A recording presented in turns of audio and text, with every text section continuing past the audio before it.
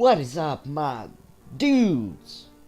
That's a bad intro, and welcome back to Perceptions of the Dead, the last episode.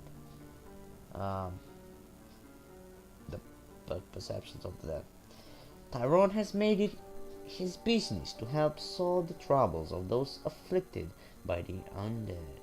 But what seems like a case of a I don't know what that word is, I'm sorry, haunting, may find him risking more than his life, but his very soul.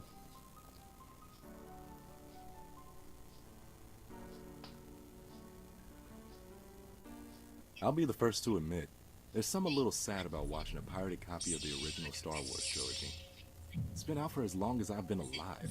You'd think I'd own a legal copy by now. But really, where can you find a legal copy nowadays where Greedo shoots first? Nowhere. It's a sad fact of life. I pull another chip from the bag and munch as quietly as I can. I have the volume way down so I can hear the rest of the house easily. The crunching of the chip is almost loud enough to drown out Han's rant about the Falcon's speed. My eyes dart up to the girl on the ceiling. The fuck? Why do you have a girl on the ceiling, dude? She's still staring, wide-eyed, her pupils dilated, and her claws clicking rhythmically at her sides while she sits watching me. Ah. I pull out my phone and snap another picture of her, checking to make sure the screen stays empty. The fuck? It does, and I slide the device back into my pocket. The owners of the house had been right. They had a ghost, but it was a harmless haunt, incapable of manifestation. The creepiest thing she had done was stand at the end of the hallway and watch me watch TV with their amazing sound system. She clicks at me and I hush her, as though it wasn't already hard enough to hear. She doesn't respond and I regret not downloading a version with subtitles. I've been here for almost a week. So far, only Little Miss Claus has shown up, and it hadn't been hard to identify her. She's the ghost of a girl who had suffered from an acute case of depression and took her own life. Of course. What's this? Oh. Apparently, she did the deed with a pair of scissors, which explains the increasingly annoying clicking scissor claws. Her family had sold the house after the loss of their only daughter. It eventually ended up in the hands of the current owners, the ones who had hired me. Their descriptions of the haunt had pretty much been a dead ringer of the girl. They had, of course, complained of cold spots and objects disappearing and reappearing elsewhere, but odds were high that they were misplacing their own stuff and giving themselves the chills. Same way any scary movie can. For the chills, I mean. Good old-fashioned forgetfulness explains the moving stuff. The girl keeps at her clicking. Her bloodied claws are writhing as she stares, sitting on the ceiling as though she had chosen to break a few laws, starting with gravity. Talk to ghost. Try to ignore ghost. Well, I'm gonna talk to the ghost. Answer me a question, ghost girl. Why does everyone who's dead seem to have black hair? I mean, really? Do gingers actually lack a soul or something? Before she has a chance to answer my question, a knock comes from the door. I swear to... Someone called the cops on me again. I'm gonna give them a goddamn reason to. I'm not an effing squatter. I was hired to be here. I free myself from the ensnarement of the amazing plush furniture and trudge to the door, muttering nonsense the whole way. Throwing it open, I find someone new. You're still here. Yes. Yes, I am. I'm still working. Well, not right now, actually. I'm taking a break while some things are settling. And, you are? You know, most of the other neighbors think you're a squatter. I grimace. Yeah, I know. I've had to talk to the police twice already. What are you even working on? I thought that they were done with renovations months ago. That's not a good face. That's just fucking weird. I'm gonna lie. The owners reported some odd noises. Creaking, groaning, rattling. The kind of noises you don't want to be hearing in a newly renovated home. I have an itchy head. The thing is that contractors haven't been able to identify the source or even replicate the issue when on site. I do construction. I'm in between jobs right now, so they're hiring me to stay here until the issue occurs and use my expertise to identify and resolve the problem. That sounded pretty believable, not to mention oddly close to the truth. It'd have been enough for the police both times before, after all. Well, that and a Skype chat with the actual owners. That makes sense. So, what, you're sleeping on the floor waiting for the noises they were reporting? I don't have to sleep on the floor, considering it's fully furnished. You don't think it could be the ghost that's rumored to haunt this place? I force a snicker, and she immediately flushes. Yeah, I'm not the superstitious type. Everyone knows ghosts aren't real. Sure, buddy. Everyone was wrong, of course. But I wasn't going to admit that right now. Look, I didn't... Though if it's a long-standing rumor, it might have been something to do with the foundation. Do you know how long this building has been haunted? She flushed further and bit her lip. What was she doing here? An amateur hour ghost hunter, maybe? I don't know. At least 10 years. That's when my family first moved in over there. She points to what was, more or less, a mansion across the street and a few houses down. Not that any of the other houses were less impressive. This was kind of a high-end neighborhood, which was a large part of the reason I had met law enforcement twice already. I suppose I'll have to go back at it again with my level. See if I can find anywhere that may hide a seam in the foundation. Do you need help? Okay, seriously, what was her deal? No, I've got it just fine. Oh, okay. Well, it was nice to meet you. You too, kid. Get the fuck out. She stands there watching with the eyes of a puppy as I close the door on her. I look back to the clicking ghost on the ceiling and realize that I got more heebie-jeebies from talking to that girl than I did watching movies with a ghost hanging above my head. Well, I nearly jump out of my skin as my phone goes off. The ringtone clearly indicates it's to my work number. Looks like I have another job after this one, Snippy. She clicks the same as she had before, unresponsive to my attempts to converse with her. Which is a good thing. It means she's a pacifant. No need to gank her. She'll fade naturally. I answer my phone and wait for the words. There's a moment of silence. Is this the boy in the Dylan's house? I recognize the voice immediately. I hang up. Her knock falls not a moment after. My fucking god. I heard your phone ring. You answered at exactly the same time. Maybe she had gotten my number somewhere, caller ID or something in the house. Maybe she didn't realize the significance. How did you get my number? Well, way to maintain an air of mystery. Huh? Aren't you supposed to have some line like la la photogin or something? No, the caller is supposed to say that. Fuck. Did I just say that? Oh. An awkward pause hung itself, much like I was thinking about doing. Can I come in? It feels odd to talk about this kind of stuff on the other side of the door when you're right there. I grimace and let her in. How did you get my number? I read about it on 4chan. I wasn't sure it was you until just now, though. I had my suspicions from the moment you arrived.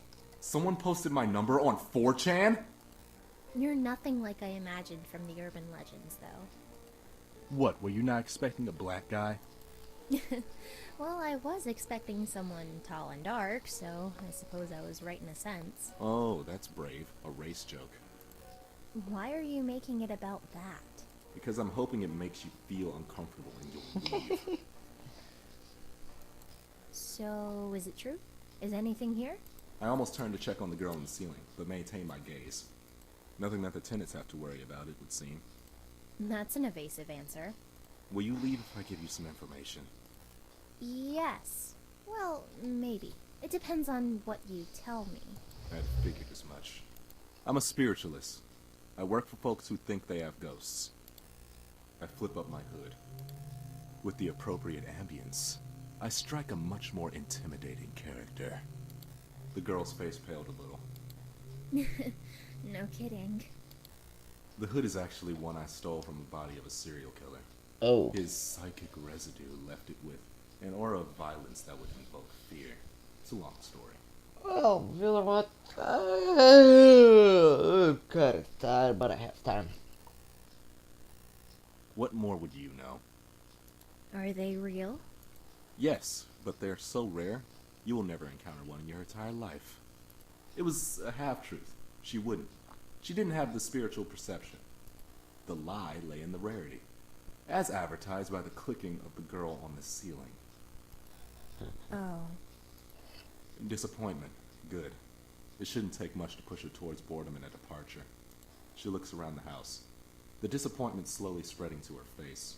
So there's no... Why does she stop? I follow her gaze to the girl on the ceiling. The clicks grew louder. The ghost stood up in a violent convulsion. Oh no. She could see it, and it her. Oh, fuck. All at once, it rushed her. Claws sweeping wildly as its seizure-like movements brought it closer. Fear had taken the girl's voice. Should I kill it? No, it's harmless to almost everyone. There's only one thing to do. I roar. I feel my body start to crumble. I always feel like this when I roar.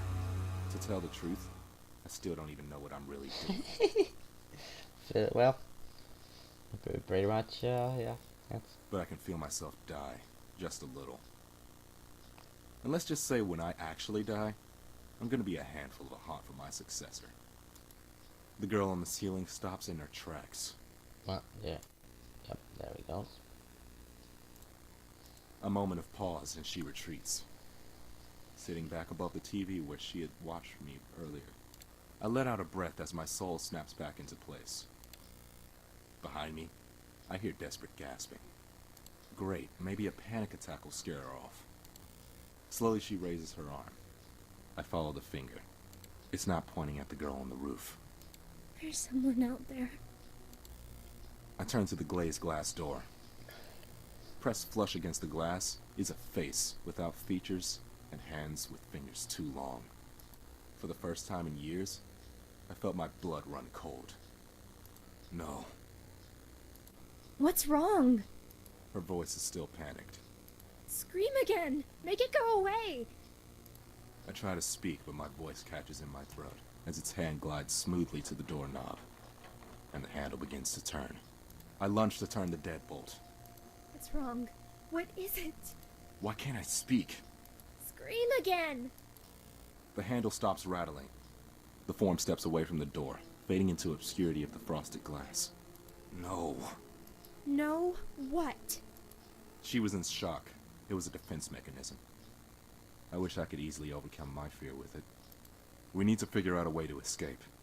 I had grown complacent. Even the most violent specter I had encountered as of late would never actually threaten my life. Why? Can't you deal with it? Why are you scared of it and not the woman with bladed hands? That's the thing outside. I call it a slender. I don't know what it is. I don't know if there's more than one even. It's a slender man or woman. Slender? You call it a slender? Like Slenderman? Yep. I nod, watching for movement outside the door. The last one.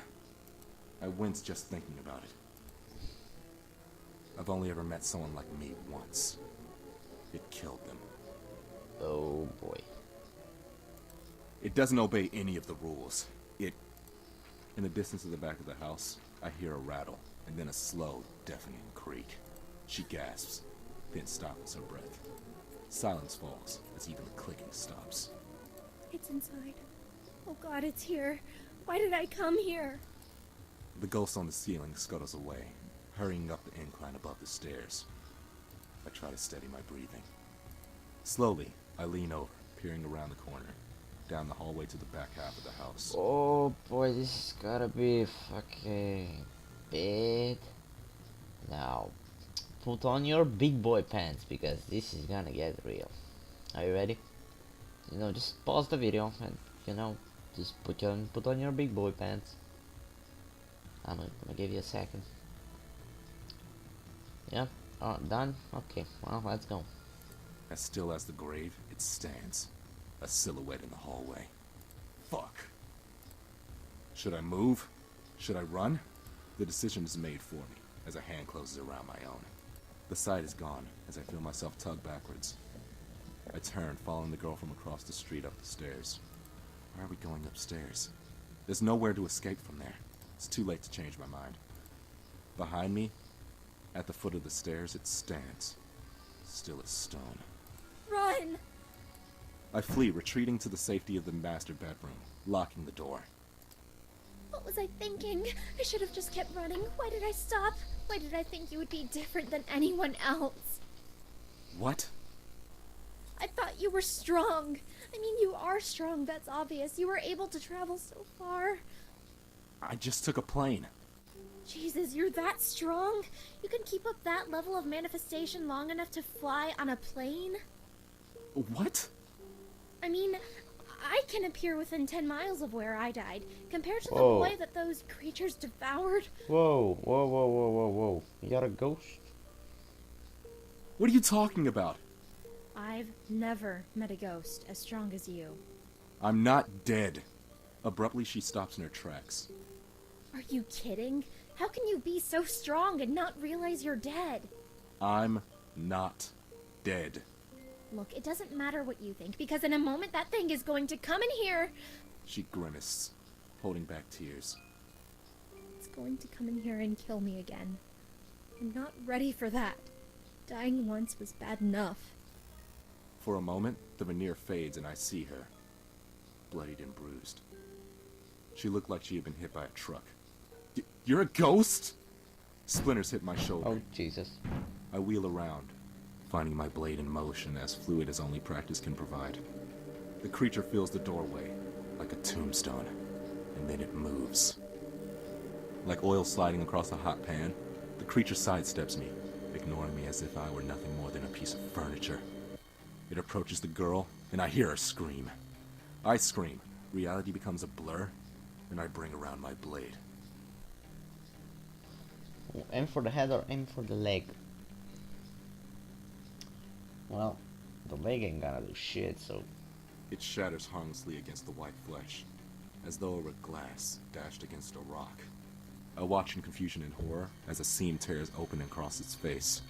Then, I watch it tear apart, unhinging its jaw. It lunges forward, and in a single moment, she is gone. Her scream cut short in a violent swallow. No! No. Not again! I won't let you! The creature turns slowly, looking around as though confused. I step toward it, and each of my footsteps seems to burn the ground. The creature steps back, still silent as the grave. I'm lost in what I'm doing. I reach out and simply touch the creature. Waves of light and color wash over the creature, pulse by pulse. The creature's color slowly shifts to match the world around it. The fuck? And then, it's simply gone. My breathing steadies, and the color fades. Eventually, the world turns pale, normalcy descending. The creature is simply gone. What was that? I looked down, opening and closing my fists. There was nothing left of whatever I had done. Or the Slender for that matter. I look around the room, impossibly confused. No, seriously, what the fuck was that? I don't know. Am I supposed to know? No. Damn, I hurt all over. Who are you anyway? Tulip. My name's Tulip. Tulip? Brooks? Yeah? Then who?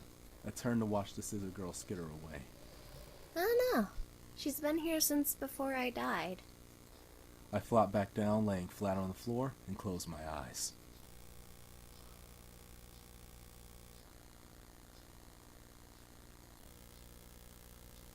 Okay. My parents' old house is just as I left it. I wonder exactly how much upkeep Marcus has actually been doing. Judging from the lawn, he's at least mowed it in the 4 years since I've seen him. Fuck, 4 years. Had it really been that long since I had returned home? Wow, you have a really nice place. Yeah. Wait, what? Your place. It's nice. How are you here? Spirits are tied to places they have strong emotional attachments to. That and people? Oh no, don't tell me you're haunting me now. She doesn't reply, only blushing. Great, now I've got Sabrina the teenage ghost following me around. I'm 26. Whoa, 26. You died when you were 16, so you look 16 to me. Silence falls between us. Look, just stay out here until I've had a chance to talk with Marcus. I approached the doorway with more than a fair degree of hesitation. What was I expecting? Her words echo in my head. How can you be so strong and not realize you're dead? It wouldn't be the first time I'd encountered a ghost who didn't know they were dead. They would block it out. Their death, their funeral. They would then avoid anything that will remind them of their death, like their home. My eyes settle on the front door as it opens, and a larger man steps out. His shaggy, dirty blonde hair is cut the same length as when I last saw him, but his jaw is framed by a neatly trimmed beard. He's carrying a blue garbage bag. He only takes 2 steps from the door before he meets my eyes. Tyrone? Tyrone? Tyrone? Tyrone? It had been a long time since I'd heard that name. It sounded almost alien. Hey, Marcus. Holy shit, you're alive! I mean, I kind of assumed you were.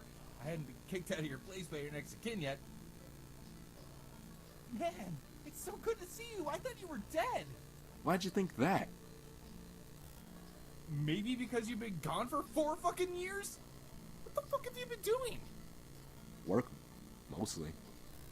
I hope you're getting paid buku bucks if you're ignoring your friend for 4 years. My thoughts trail to my less than impressive bank account. Not really. What, did you join the military? Chicks dig boys in uniform. Is that how you picked up the chick? No. What chick? The chick that's been staying in your room for the last month? Showed up out of nowhere and just kind of waltzed in. She had a key or something. Not very talkative. I don't bother to answer the question. I step past him, his face contorting the worry and confusion. I step inside and feel it immediately, the presence of a haunt. I walk towards my room. The door is open, and she's sitting, What the fuck? just reading. I don't recognize her, but she's clearly dead. The hair bleeding up the walls and tangling up towards the cow skull are dead giveaways. Man, I'm sorry. Is she just some homeless chick that picked a lock or something? She seemed like she owned the place, so I assume you knew her. She said she was waiting for you, too. Well, apparently, she had a normal-looking outward manifestation. I know for a fact she didn't die here. And she's been here for a month. She must be incredibly powerful. Okay, man, your silence makes me think you might know her. But there's something awkward about your relationship you're not telling me, so I think I'll let you two talk. But if you fucking leave without talking to me about whatever the fuck you've been up to since you left, I swear I'm gonna kill you. Marcus walks away, closing the door behind him. It's kind of unfortunate. I don't have a moment to enjoy the fact that his threatening of my life confirmed that neighbor girl had been wrong. I was still alive. Unlike this girl. Who are you? Look, I know it's not the best question, but really, I'm a mess. I had been almost completely convinced that I was undead until a couple of seconds ago. Tyrone, I had been expecting something more noteworthy for something like you. Something? I was expecting Damien, perhaps. You should really consider answering one of my questions soon. What? How can someone so powerful not know they are dead? I can feel the hairs on the back of my neck and my forearms rise. No, I was alive. The simple answer to that is that you're not dead. An anomaly, but not dead. Like, what are you? Unlike you, I am dead. I am dead, and I am happy to continue being so. I like being here. I don't want to leave. Hey, this is my house. Not your house. I mean the material world. You see, I'm too strong to so easily fade, and I've been here a long time. Then, I'm more than strong enough to attract the attention of the gnolls. Yes, like the one you killed, or whatever you managed to do to it. Do you even know, by the way? Our Yes, I can read thoughts. Sorry, I'll stop. I glare. My name is Ripley. I am a ghost. She grins. And I would like very much to stay that way. Oh, that's it. So, you're a ghost? Or is she a ghost? Are you both ghosts? Am I a ghost? Oh man, I knew that chili had gone bad. I swear I'll buy better Tupperware in the next life. Oh well then. Well, that was fucking trippy. But you know what? It's pretty good. Pretty good. Not what I was expecting for the end of the game. But pretty good. Pretty good indeed. Hmm. That I guess that's just it. There's no more. It says like here, volume 1. There's oh, what was that? Oh, oh no, it's doing it on. Okay. Yeah. Well, yeah, that was it. I guess that's it with this game. Perceptions of the Dead. Visual novel. I didn't really say a lot of shit, but I really enjoyed it, and you know, I really hope you enjoyed it too. Pretty good, pretty good. I don't know what really happened in this last one, like ghosts and stuff. I don't know if Tyrone is dead, or if he's like alive, or what the girl is, and what those slender things are, or whatever. But pretty good. Felt the chills. The best episode was probably the streamer girl one from one. Yeah, that's what I think. If you like another one, I'm sorry, but I really like the streamer girl one. And yeah, well, this was Perception of the Dead. Thank you for watching, and you can play it too if you want to. It's free, but you know, I don't care. You can play it if you want to.